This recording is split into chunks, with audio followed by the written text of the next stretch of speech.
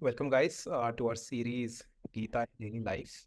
We have been reading the chapters of book Gita. The specific book we have been reading is by Easwaran.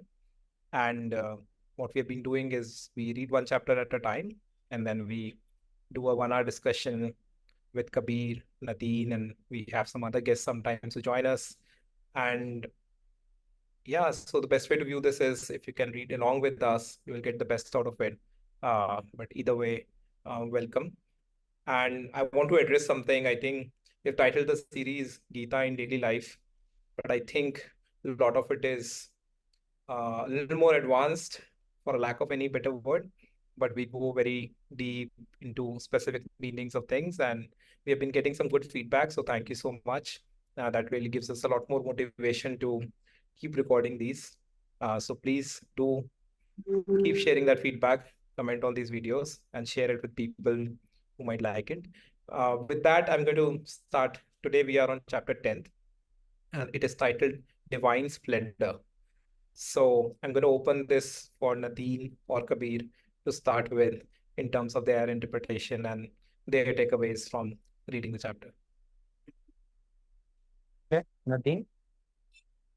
Yeah, I can start. So I personally really liked this chapter because it reminded me again of the essence of what Krishna is about. I think the chapter, how it is described, his being in so many different forms everywhere and everything, basically really comes back to how we are all connected with each other and with everything around us, and that we can see ourselves in everything in a way. So I feel that comes very beautifully through the different verses in that chapter, and also that we don't need any identity, because in our daily life we are having so many roles. We are often asked who we are, and we're describing ourselves with our name, what we are working on, what's our free time activity, or if we have a family, or if we have a partner, etc. We're describing, when someone asks us who we are, all our roles or what we think defines us or what makes out our identity. And I feel in this chapter it was very strong to let all of this go away, drop it, and actually come to the present moment awareness, because Krishna also shows in this chapter that in any moment he can be something else. So you don't have to define or anchor yourself in a role or something. You can just be. It's just about I am, and to realize that it is connected with everything. Like, I don't know, some people are saying you're the drop in the ocean, you're a wave in the ocean, or I don't know, you are a tree, but all the roots are connected under the surface, right? So there are so many metaphors to describe that we are not a single identity, why we think that. So yeah, that would be my main messages I got from this chapter. That's very nice. Shashank, you're muted. Yeah, thanks, Nadine. Yeah. Yeah, for me, for me, this is like kind of the most abstract chapter I felt. Everywhere else, I still felt after a few readings, at least, it was saying a lot. And here, I think it does say that to see divine in everything. Basically, everything we see around us is basically made of the divine quality of our consciousness, and it's the same quality which is tying all of us together. Uh, but yeah, personally for me, it felt very abstract, and like I have more questions than like comments on this chapter. Like, why? Like, there's a lot of focus on the best, like, right, like in rivers, it's Ganga. Like, it's always whatever we consider as the top quality being highlighted. Maybe that's the question itself, but I was just curious that uh isn't it like everything, right? Like, whatever, like, consciousness should be everything. Why is it the highest quality which is actually highlighted in this chapter? Yeah, Nadine, you want to say something? Yeah, sorry. It just came to my mind now how beautiful it actually is, because we're often struggling with the feeling we're not good enough. Yeah. And this actually highlights you are the best in everything. It's just your mind or your belief in validation from outside that makes you believe you're not. But you're actually an eternal soul in form of a human body in this world that can do anything, but we don't believe it. You know, we are having so many um judgments about ourselves, and we always want to be better in something because we're comparing ourselves all the time with others while we are everything. And now it just clicked to me how amazing it is to show how Krishna shows in that you are always the best version of everything, and that this is actually what you truly are. You are an amazing, beautiful soul inside. And this is, yeah, sorry, this just really clicked to me that this is also about feeling good enough. Yes, you are. Now, I have something to share there, but I'm going to let Kabir first share his take on the chapter. I thought that, well, I think Nadine really made really good points. And then I believe, Shashank, you sort of already asked a question in your view on the chapter. Yes, that why is it that Krishna is only focusing on the best in everything? Why is he presenting the divine as the best in everything? What about the worst? What about the mediocre? Because consciousness is supposed to be everything. And I think right at the end, he does clarify that part as well. That, yeah, but it doesn't really matter because I'm everything, right? Isn't that the question, Shashank? Yeah, like I think I like it. I understand it says that it's focusing on the glorious qualities of divine, but I like, is my understanding correct that even the worst of us is divine? If the best of us is also divine, then the worst of us is also divine. Yes. And I do want to say something to that because I do believe, I think this is probably the core uh, question anybody can have if you look at it from the Advaita perspective, that consciousness is everything. So even uh, the murderer or a jealousy or criminal, it's all manifestation of consciousness, just like the most wonderful, kind, compassionate beings, wise beings. Ignorance also comes out of consciousness. If we admit that consciousness is only wisdom, then where does ignorance come from, right?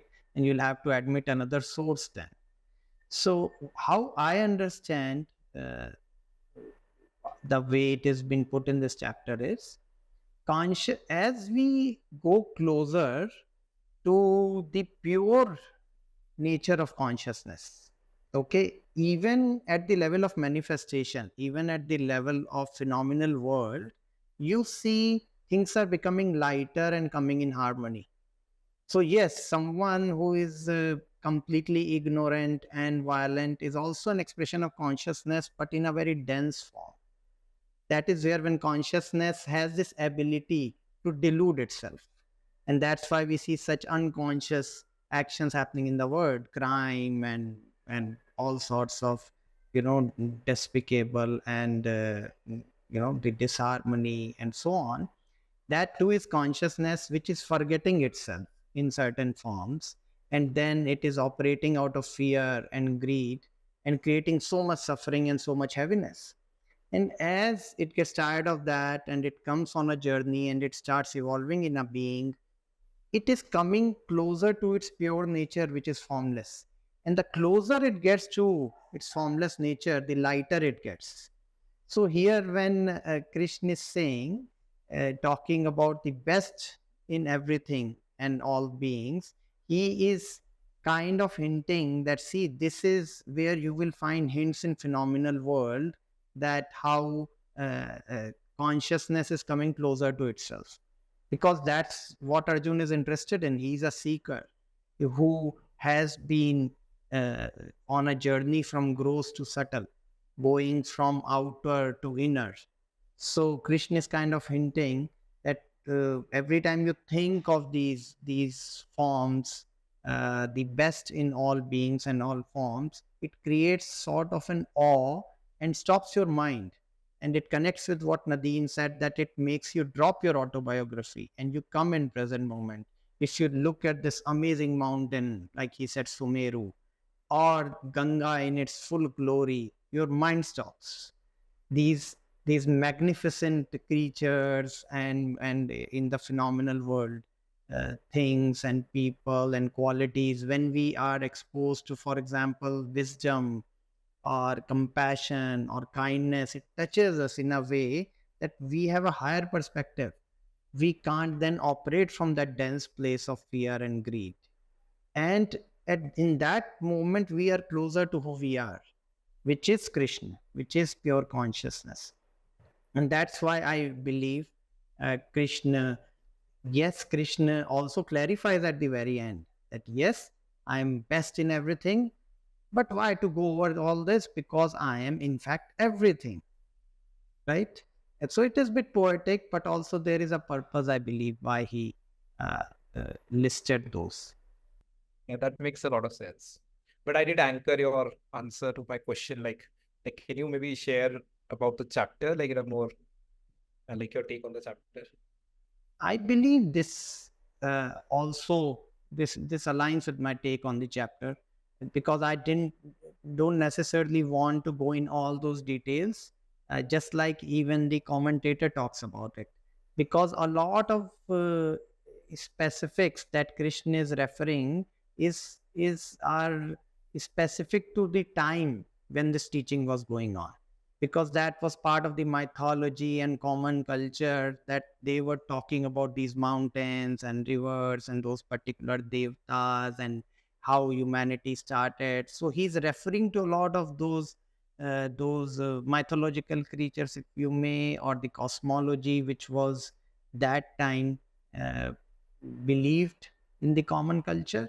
So that I don't believe is so important to get into those specifics. We don't, that's why we don't go over shloka by shloka in our discussion. We try to catch the crux, and I think what we are discussing is the crux, that everything is consciousness. But why is Krishna hinting at the best in all? It's because consciousness, if I may use the word, shines more wherever there is excellence, wherever there is lightness, wherever there is awe-inspiring moments or qualities. That's where you will see consciousness shines more in its pure form. And that's how Krishna is hinting, that if you want to discover me in phenomenal world, focus on these areas. However, everything has come out of me, so I am everything and everywhere. Yeah, like but why does it shine? Why does it shine more on the, like, this is more of a very mathematical, like a student of mathematics is asking this question, that why is +5 better than -5? If they are truly +5, -5, but it looks like it is not. So, uh, This chain of questions would always lead to the point, why did consciousness decide to forget itself? Why does it become dense? Why is it interested in suffering? And I think we might have touched on it earlier in one of the earlier chapters. Buddha kind of was very clear about it. He said that actually, at one level, it's not really true. It just appears that way. And that's what they call Maya in Hinduism, in Advait. That's how the Maya is, that it gives an appearance of duality and forms and forgetfulness. But somehow consciousness, for whatever reason, chooses to forget itself and believe in duality, and develops this ignorance, and then suffers, and then wants to go back. We don't know. Buddha also would never answer this question of why. He says that's how things are. I can tell you how to rediscover yourself and be at joy. And when you do rediscover yourself beyond space and time and experience the oneness, you will have the answer, but that answer won't be conceptual. You won't be able to tell it in words. So it's one of those things where when you go beyond space and time, you have some sense of what was going on. but can't be put in words. So sorry for that. No, I think I want to come to some I think Nadine wants to talk Yes. about the positive aspect of this chapter, right? Took a little more darker, like I'm asking more darker sides of like why positive, but I think this at least I wanted to share that when I read it for the first time, not this time, as I was reading this and I was truly in that moment present with the book, I started feeling all of that basically. Like somewhere I got very pumped up reading this chapter. I was like, yeah, I am in everything, right? Like I am the God, and I am like, so because it says, right, I am this, I am this, I am this, and then suddenly I could feel it. Like I was very like I was feeling very exuberant in that moment when I was reading this chapter. I just wanted to share that. But Nadine, anything on Didn't your even Didn't even Nadine just now had that moment? Just and she just mentioned that just hit her. Oh, I am the. Why do I limit myself? Yes, Nadine. Yeah, like I was just thinking also on what you said, Kabir and Shashank. And I think we talked about this actually also earlier in the chapter, that when a human is born, you are born in pure consciousness, right? So as a baby, when you're just here, manifested in a body, you don't have any perceptions of what is good, of what is bad, what needs to be achieved, or what not. A friend of mine, Maika, she did also a podcast actually, and she shared in that a child or a baby, they don't care if the parents are rich, if they have a great car, if they live in a nice house, if they live in a different one, if they live on the street or this or that. All of these things, what we think is important or good, it doesn't matter to a baby or to a child.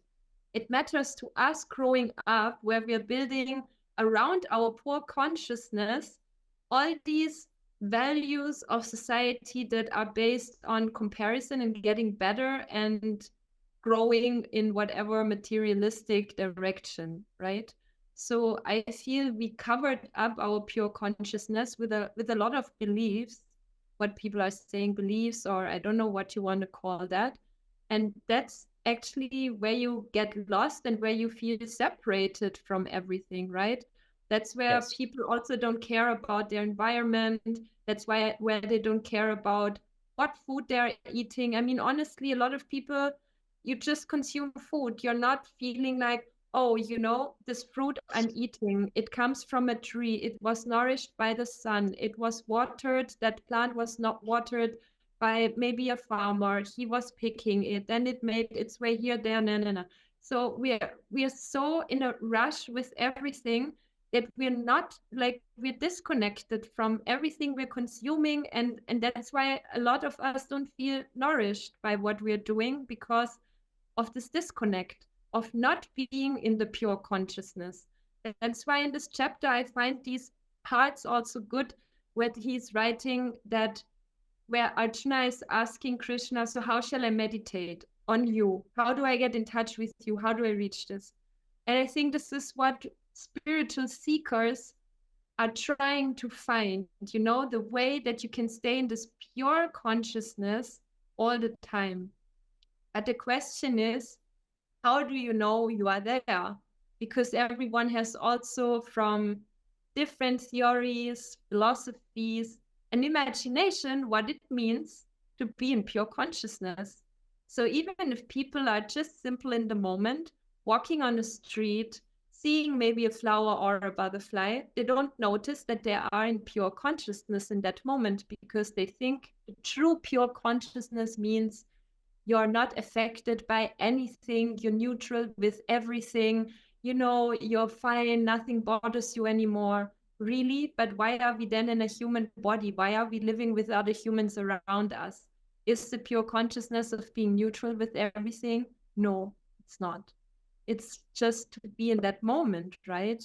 And be aware of what's within you and connect with it. And the more you're seeking it, the more difficult it is to find. Yeah. So, yeah.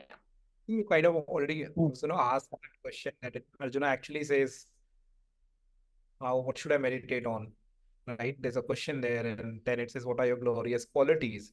And then if you see the answer, it's not really literally saying that you should meditate on these qualities. It just starts listing out these glorious qualities of the consciousness. So I think there was a question there, at least for me, that is there an implicit answer of that when you look at these qualities, that's what you can also meditate on? Because that was the question, but there's no reference to that directly. I think Nadine addressed that very beautifully, but I'm also curious on your take, Kabir, that is that what it's implied in a way? Actually, I would, instead of answering it in a fresh way, maybe I can just expand on what Nadine said, because I think it was really profound. Sorry, yeah, I think what Nadine said already answered that. Yes, and it is quite profound also. And she made a very, very good points there. One is that how people think of consciousness, uh, and I must also add that some of the people I have known closely who have been on the spiritual journey for decades, and these are sincere seekers, and how mind, even their mind, is able to play games. And they talk about consciousness like they're talking about Saturn, like an object which is outside. We forget that who is talking is, who is even saying what is consciousness? Who am I? That's where it goes. Consciousness is at the very heart, is the subject of even the questioner here, right? And like she said, people, a big blockage which doesn't allow this recognition of pure consciousness is when consciousness is seen separate from ourselves and as an experience. My Guruji calls it an idea where that people think some sort of Hollywood enlightenment idea, that okay, I'll feel this oneness and bliss, and I'd be like a high kind of a thing. And he always says that those kind of experiences can come and may be very beautiful also, but they go. So even they are temporary. But when you're sober in your day-to-day life, actually that is far more profound. That is where consciousness is operating right then and there. And like she mentioned, that one is walking and just looked at a butterfly, especially also like she gave the example of butterfly, or Buddha once gave a sermon on a flower. These are some of the forms, like nature or a flower more than the leaves, for example, will stop your mind. There is a sense of awe, something in some forms.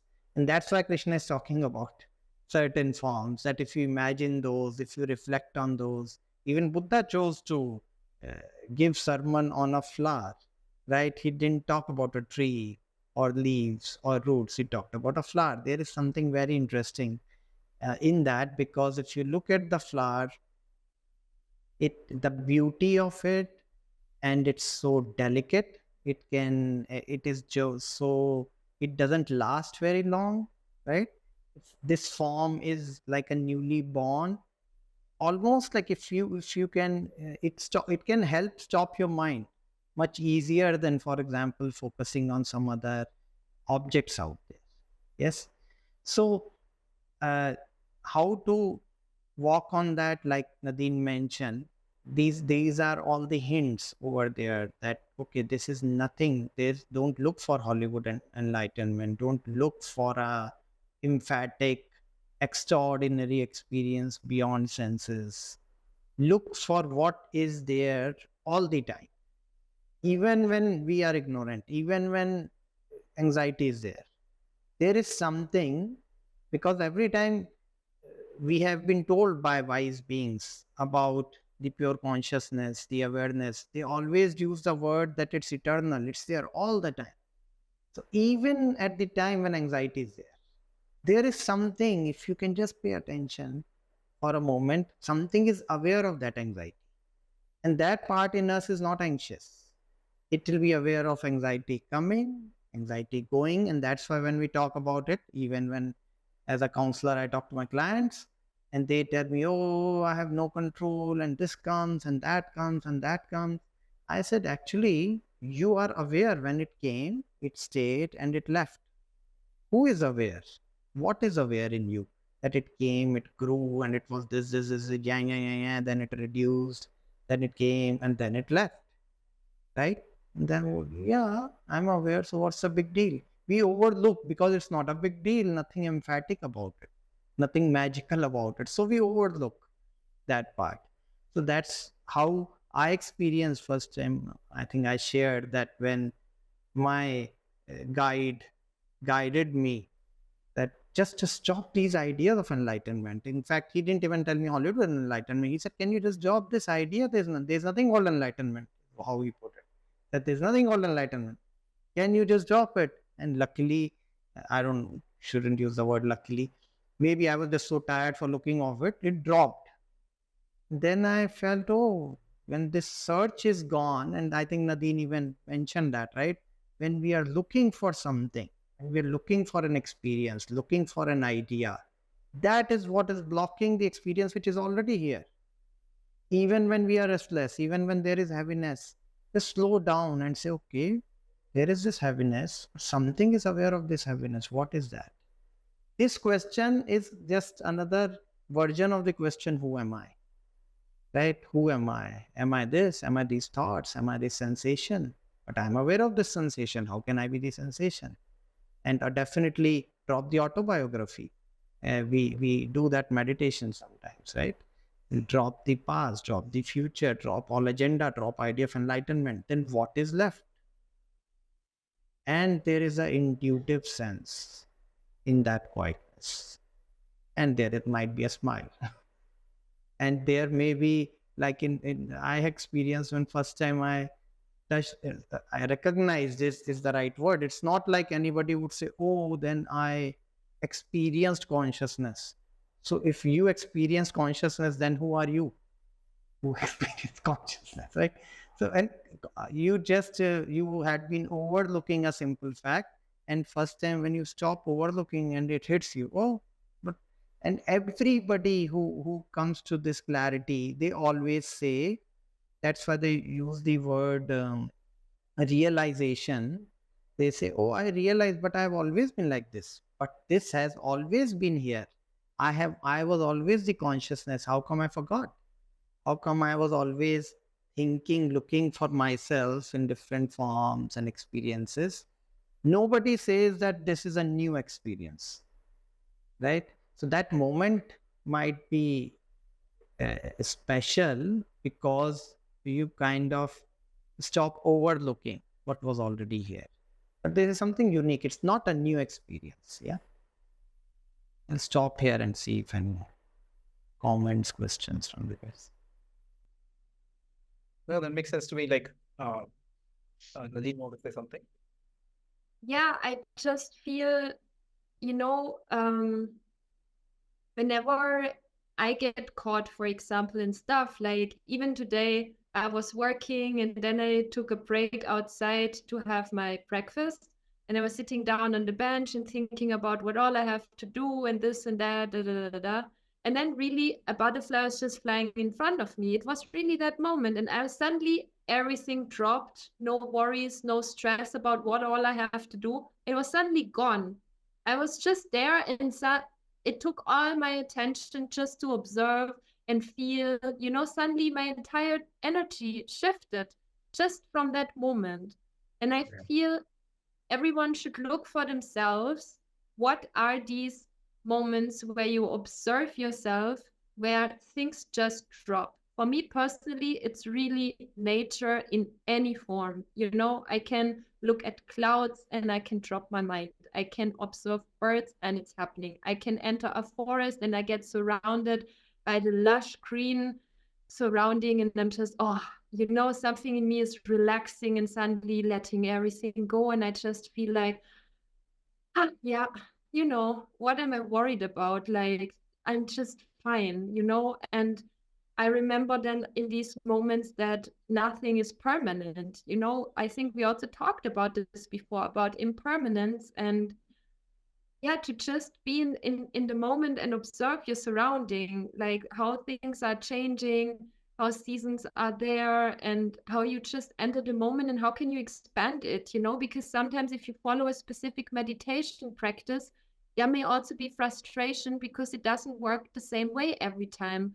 Also, what you said, Kabir, some people get really a high when they have something achieved in their meditation journey, and then they want more, and then the greed is coming in because you want to contain that high and you want to live in this.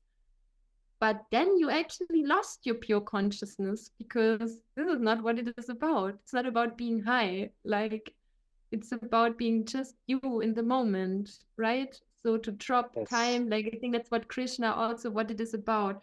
I'm timeless, I'm knowing and the knower, I'm everything. So I think if you realize this in your daily life in these small things and bring this awareness more and more to everything what we're doing, I guess then you're quite an enlightened being, I think.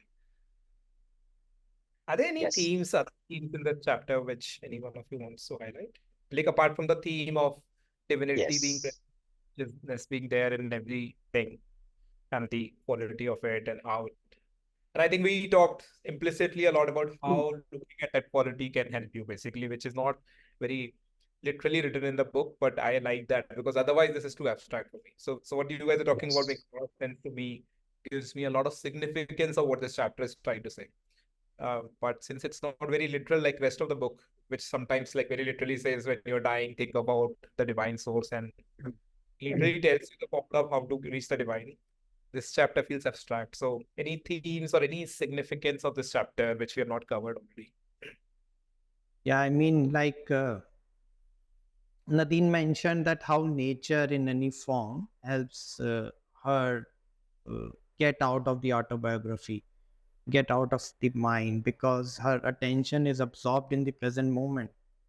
Nature is changing, unlike, for example, man-made structures, concrete structures, which are also changing, but the change is not so apparent, and all the lines are straight, and there is geometrical formations and look very solid and permanent, which we know in physics is not true, but at least it appears so solid and stable. But in nature, even if you have a plant, you can see it's changing every day.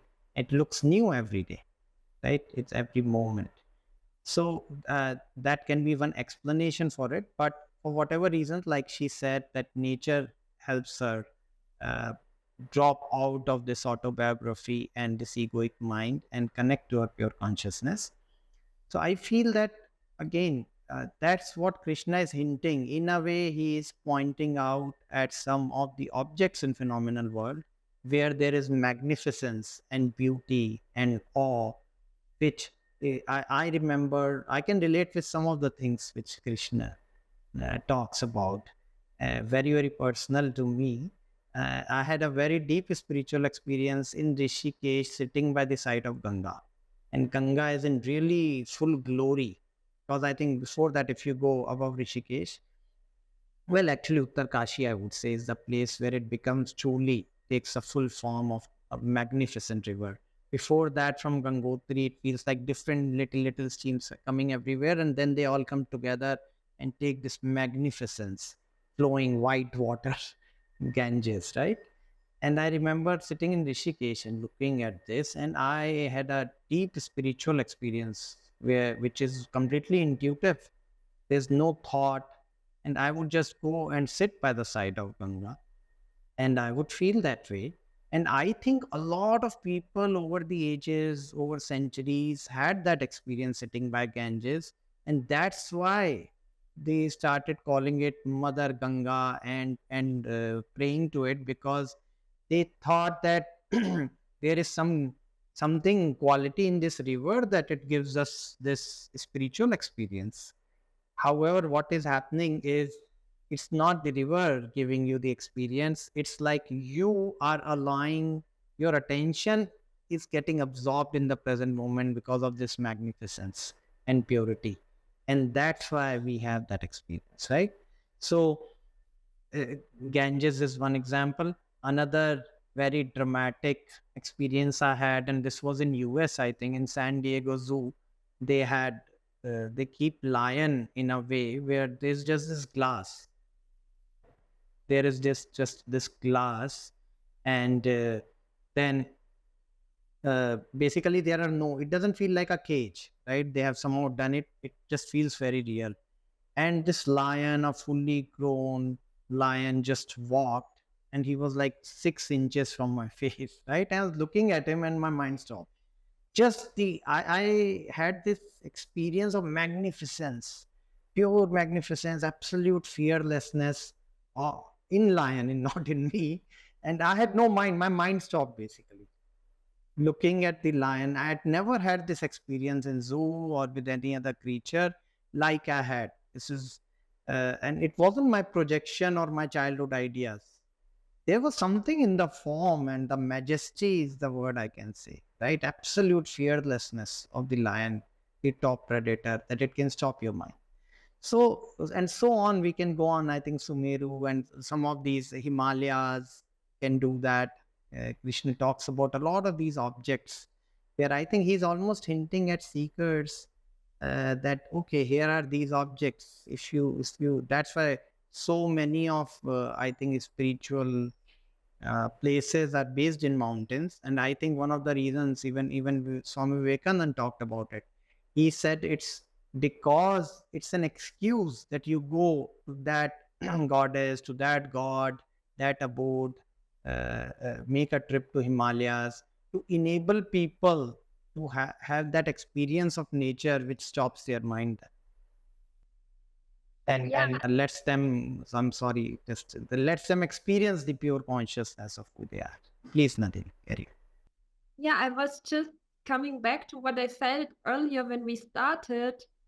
I think what you are saying right now is exactly the point, that this magnificence that you're experiencing there, it's resonating with something in you, which is that too.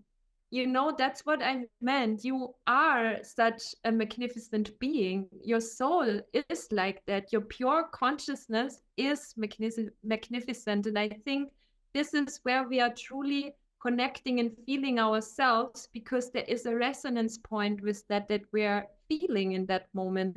That's why it's enabling us to drop everything, because it's like, you know, when, for me at least, when I have these experiences, I feel very home in myself. You know, I just feel I reached in that. And I think it's really this connection, you know, what you just said about the river, about Ganges. It's not the river does that to you. It's resonating with something that's in you like this. And you're going on that frequency, and that's how you drop everything, because you are like this. yes.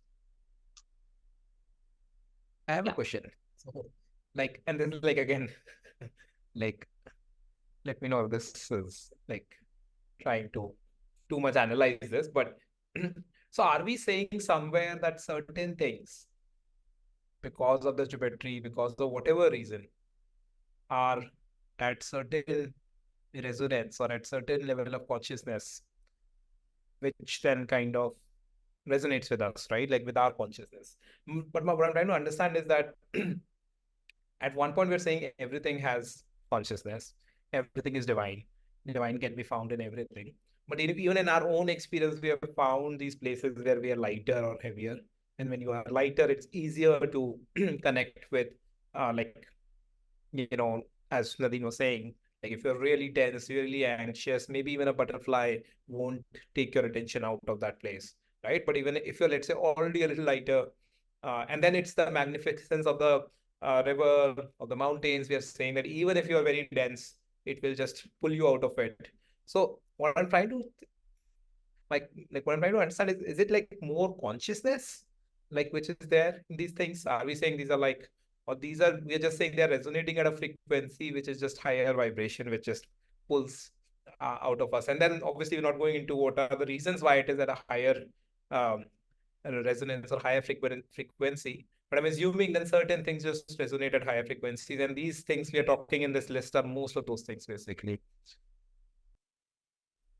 I would not say that those things or beings that Krishna is specifically referring in phenomenal world are vibrating at a higher frequency. Uh, we can talk about it separately. I have another comment on it. But as far as this chapter is concerned, my understanding is that is not the case. What he's saying is somehow, for whatever reason, like you said, we don't have to go into all the reasons. We analyze a little bit, but we are not analyzing every object, right? For whatever reason, we are able to drop out of our autobiography and come to present moment when we are in presence of these beings or places or experiences or those qualities is what Krishna is saying, in my understanding. Yes. So then is it okay to at least agree that there are some things which have a higher divine quality than, like for example, we said flowers are for some reason have more power than a tree or a leaf.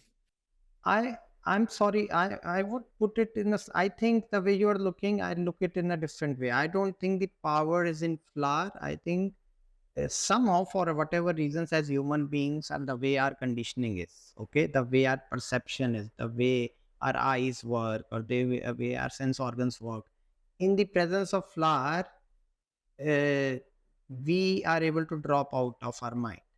Maybe it may not be true for a dog. Flower itself doesn't have anything which is it doing. Like that's what I said is a mistake people made. They thought that river is doing something to that.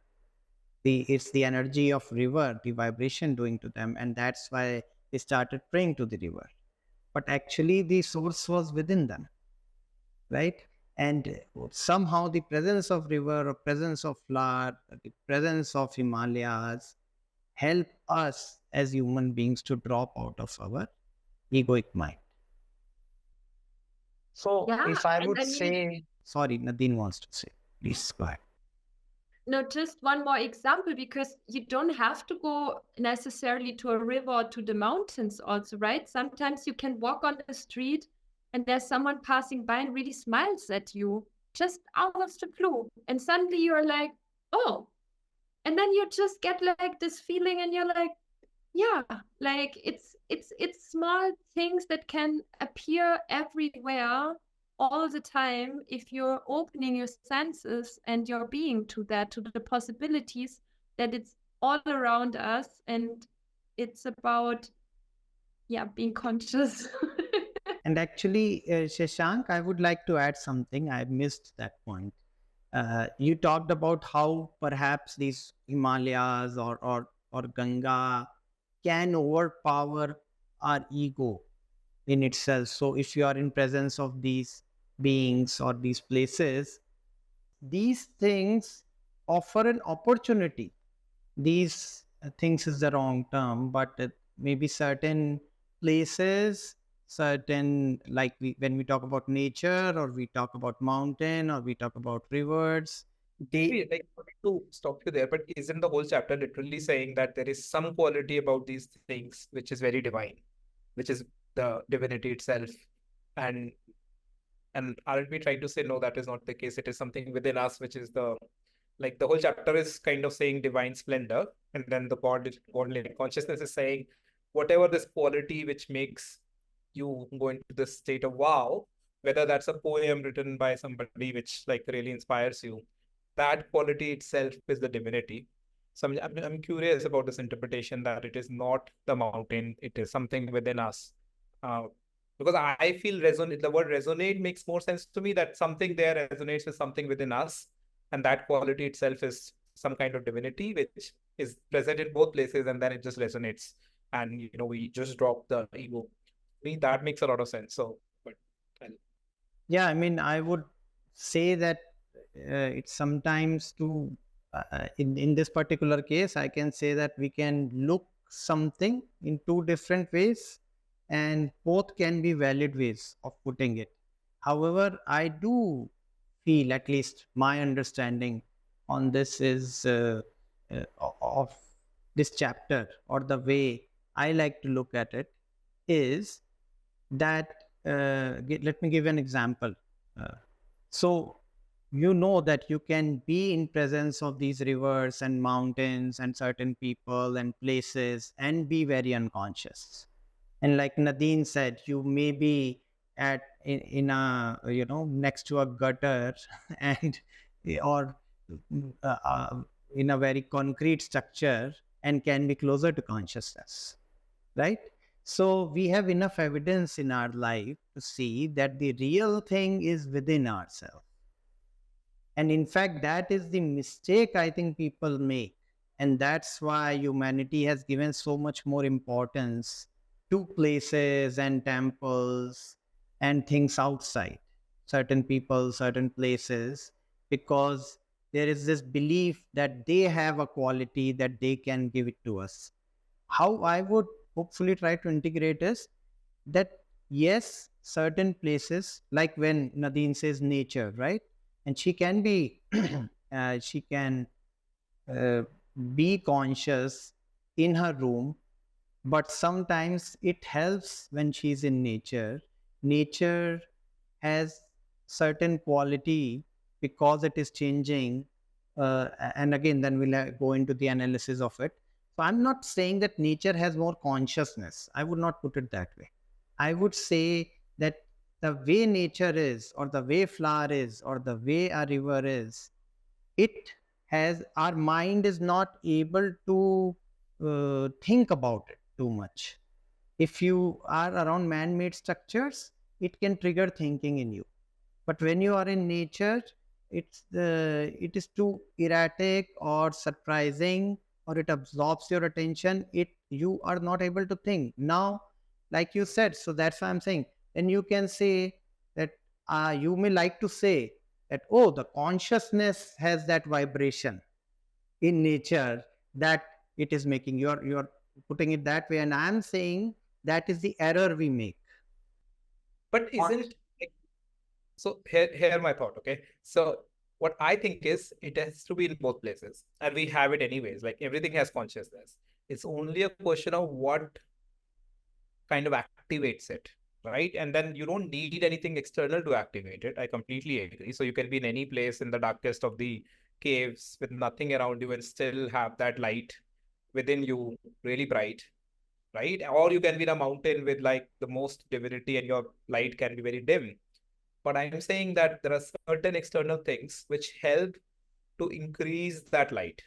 And that is also a quality of that thing. Like if I'm with somebody who's very spiritually attained, it's very easy for me to feel my own consciousness, right? If I'm in this setting of nature, it's easier to be in the present than it is to be in a very crowded and a very noisy environment.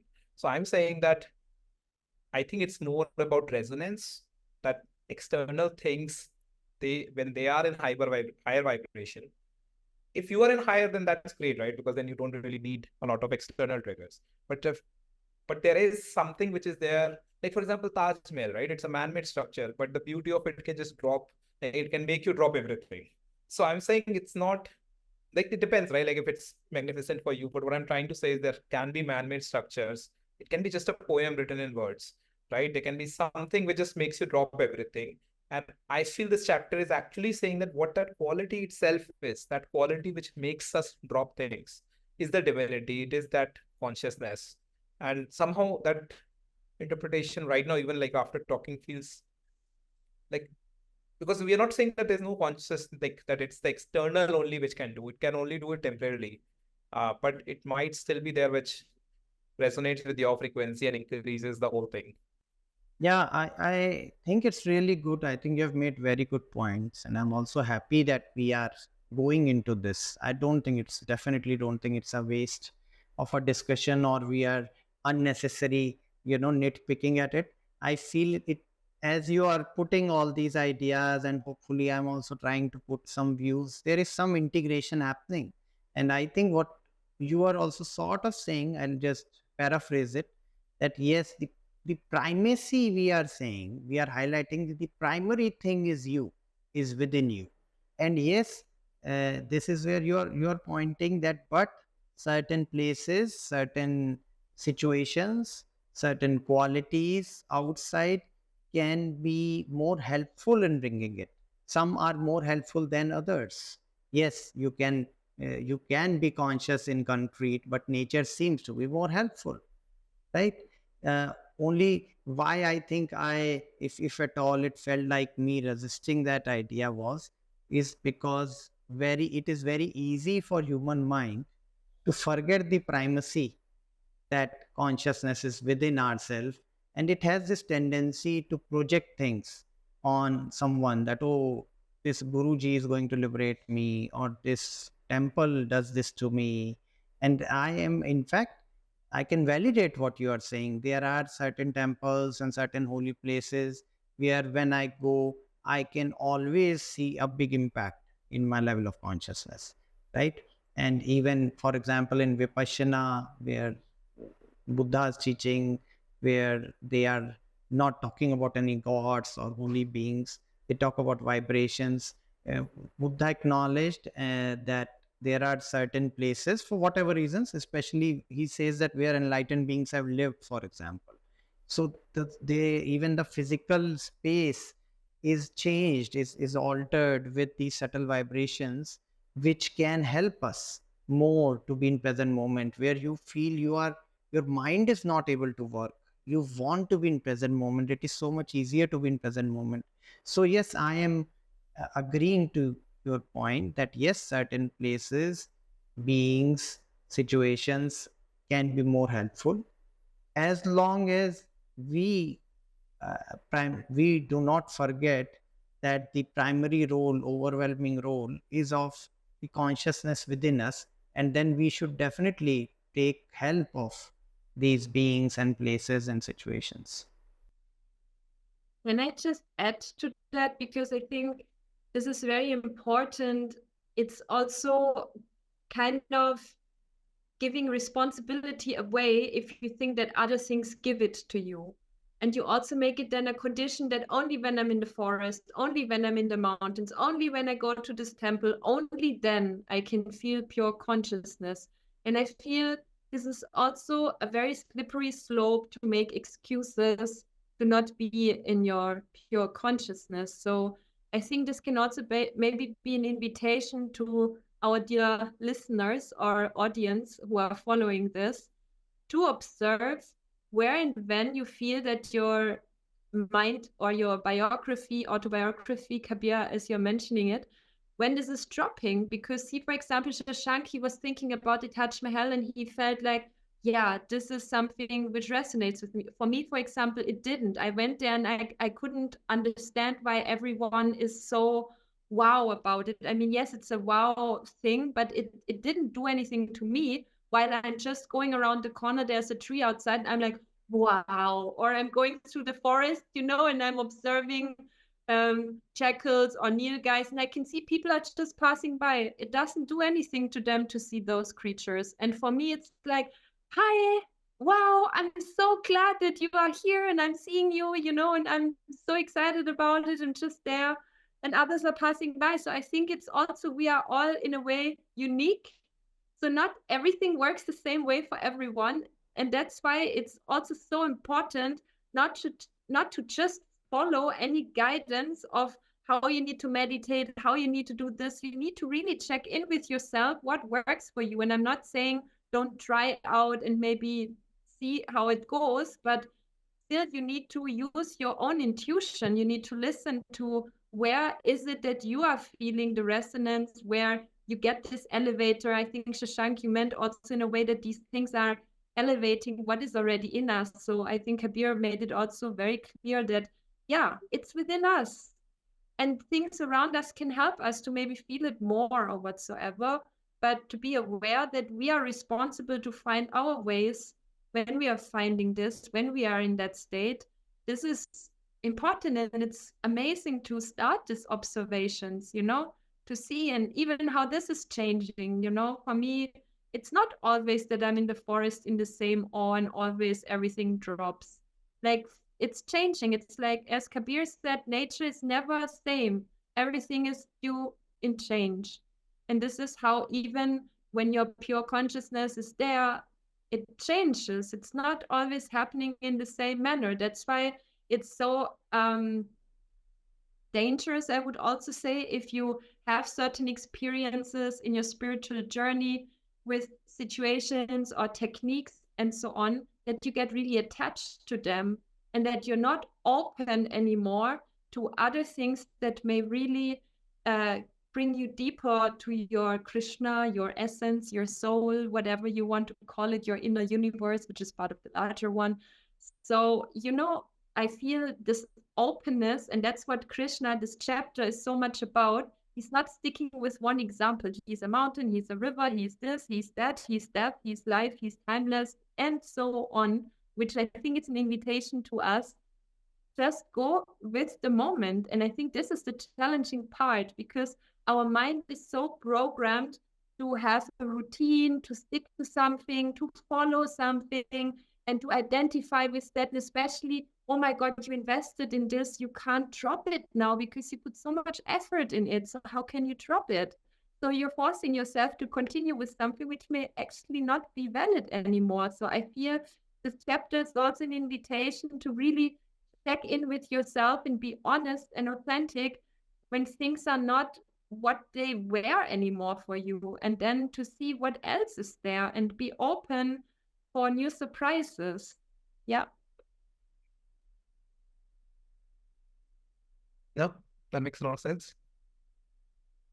Any themes, any other themes, like anything? Yeah, I have one more theme actually, if I can just share that, because what I also realize is when you have this connection and this awareness or consciousness that you are part within everything, that you can also communicate with everything. We humans are so trained that communication goes through language, through words, and maybe through our body language, something which are visual, either visual or we can hear them.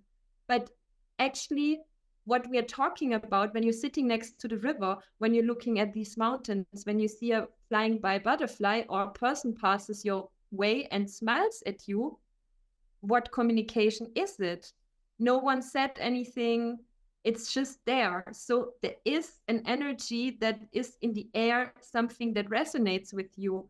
And I feel to give focus on that subtle thing which goes beyond our really limited way of communication with language, that is very profound, because then you're actually completely also differently connected with everything. When you don't feel anymore, yeah, well, I mean, a tree can't speak to me, so there's no point. I'm not a tree, or I'm not a car because this car is just like a structure out of metal or whatever. Yeah, but what is this how does it connect to you? What does it to you?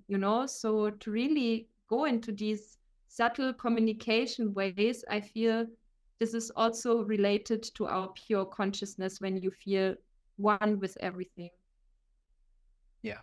I think if I have to put it shortly, what you're saying is this everything we're talking about, which has divinity, is talking to you if you can listen. Is that? Yeah, yes, yeah. And I mean, that's what, like, see, for example, when I'm entering a forest, I'm like, hello, like, now I even started to just say what I'm thinking, or when I'm passing by a dog, I'm greeting that dog because we're looking at each other. They're coming and they're sniffling, then I'm petting them, and then I'm talking to them, because I feel, yeah, I can put words, but they put something else. I feel I'm communicating with them. Maybe they can't use language, but definitely there is something. And the same is with trees, with plants, with stones, even with the earth. When you go barefoot, I mean, why are people walking barefoot? Oh, because suddenly you have connection. You feel your skin on the ground, on the pebbles. You feel sensations. You're coming in your body. This is all communication with your surrounding through your body, your sensations, your senses, and the fifth sense, or whatever you call it. It's happening just naturally if you allow. Do you want to add anything? No, I think you both also have very nicely summarized, and especially Shashank, that one line you said, I think that would be a perfect summary of this chapter. What you just said, in I think in fewer words, right? That it's an invitation. Everything out there is an invitation if we can take it. And if I would paraphrase slightly. I would say also what we are talking, I've been talking about last 20, 25 minutes is about being smart. Spiritual seekers need to be smart. There is a purpose of holy places. I want to say quote unquote holy places, and there is or chanting or rituals, and the purpose was that use them smartly to elevate your consciousness. And we have repeated enough warnings in our discussion that please don't make the ritual or the place or the temple or the river, don't make them primary. You are primary, they are for your use. So use them smartly and evolve. And a few lines which I wanted to highlight. I let me know if there is any significance there, but it felt like something significant.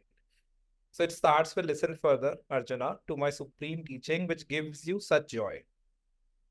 Right. So it acknowledges somehow, which is not written in words somewhere, that he's getting joy from this teaching. Is there any significance of this acknowledgement at this point? Yeah, because we are joy. Like when we are born, we are joy. Krishna is joy. A human being is born with joy. This is your natural state. Your natural state is joy. And then you start to be like a human and things are coming in. So I think this Sorry is, to interrupt. Sorry to yeah. interrupt. Oh, It's like, sorry, I didn't hear you. yeah, it says, like Krishna says to Arjuna, listen further to my supreme teachings, which gives you such joy. Right. So Krishna is acknowledging that hearing to these teachings is giving joy to Arjuna. So I was curious more on that specific acknowledgement by Krishna that Arjuna is getting joy out of this teaching.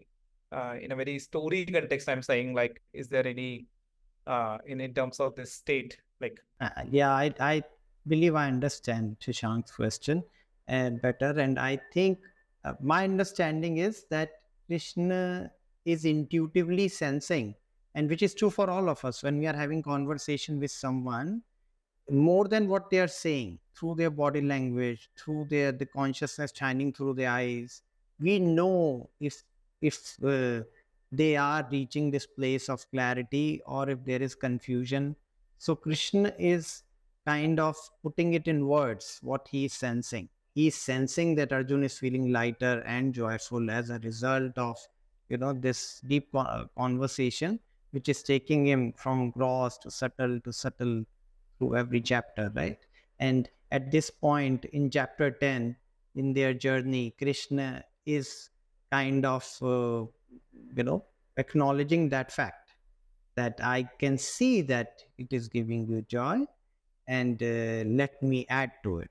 You are ready to listen to it in a more emphatic manner now, that I am everything and I'm everywhere, right? yeah, I think it's interesting that I think it's almost half the book, and then that's where he's like, I think by this time, because after this, Arjuna also then acknowledges and says, okay, I now believe everything you're saying. Yes. I know you are the knower of everything and you are the Lord. And now tell me more, right? Like, so, like, so yeah, it's very interesting. I'm sure there's a little more depth. Like, He's at another level of openness, and I can't, maybe I can draw somewhat a parallel, even though this is a different context. But when I'm doing counseling with clients, and intuitively at some point I feel they would be able to hear this now, that they can now take the feedback. I'm ready to show them the mirror, that trust is formed, the openness is there. I can see they are at a lighter place and they'll be able to take it. And that's a very intuitive thing. I can never decide that intellectually. I don't know when I start a session if I would be able to do it today. But I can relate with this Krishna and Arjun conversation from that. then Krishna is taking it now that I think this kind of language is there in multiple chapters, that I am this, and but I think this chapter, like, fundamentally, just like the whole chapter is about covering the qualities of consciousness. The last line, I think there's nothing here, but I was just curious that it says, but of what use is it to you to know all this, Arjuna? Just remember that I am, and that I support the entire cosmos with only a fragment of my being. So just curious, this is just a fragment and what is the remaining part of it? This is just again like, I know maybe not important, but analytical, like if this is just a fragment, then who is experiencing the rest of it? I mean, the experience we have through five sense organs and mind, if you call it six sense organs, including mind, since that is the only experience we have, we think that's all there is. But anybody who is going into the spiritual journey, like once I shared with you guys about when I had a glimpse of this state called Prashrabdi, which is more than samadhi, or when we talk about bliss seemed like a gross state compared to Prashrabdi. And Buddha says that how in Nibbanic state, beyond space and time, even Prashrabdi feels like a gross state. So, as it's like someone who has always existed at the level of waves, and it feels like too much happening, and this is all there is. But someone who has done deep diving knows that this is just a thin layer. There is so much more in the ocean, and I kind of that metaphor fits quite well, because in this state of deep absorption, I felt so much paradoxically.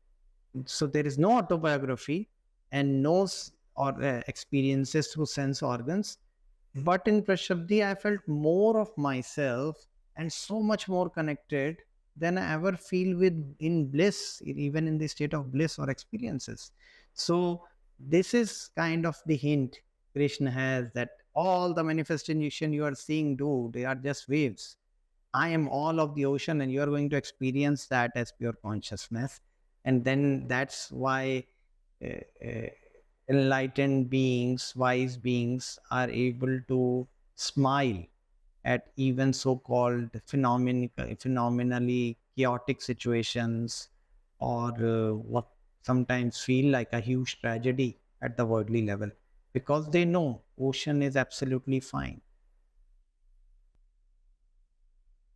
Wow. Yeah. All right. I think any closing thoughts from Nadeem, Kabir? I think if we kind of already did that in last 10 minutes, because we summarized it beautifully. I think you summarized that beautifully in one line.